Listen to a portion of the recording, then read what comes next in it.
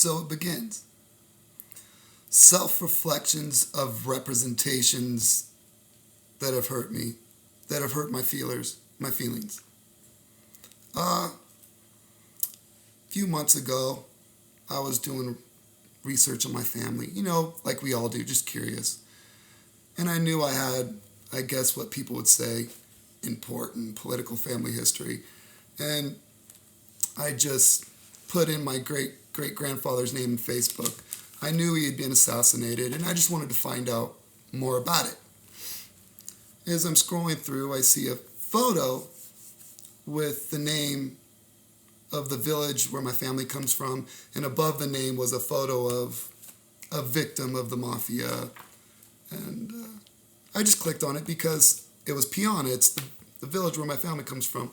So I clicked on it, even though it wasn't directly related to me.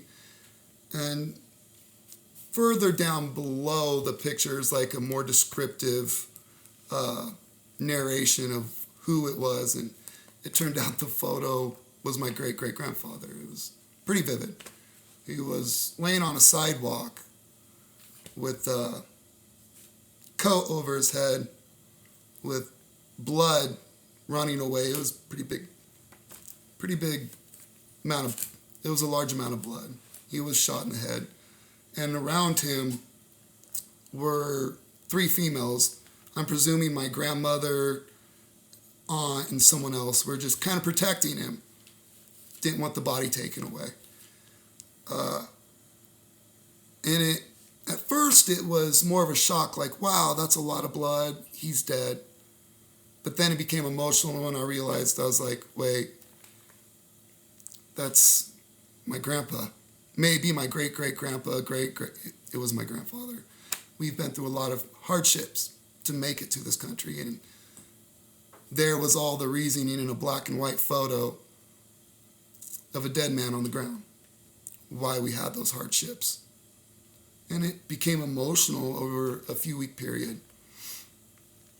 And one day I was just kind of sitting there and it dawned on me like, wait, I have nothing to be ashamed of. Yes, it hurt me, but at the same time, that photo represented something. That photo represented good versus evil.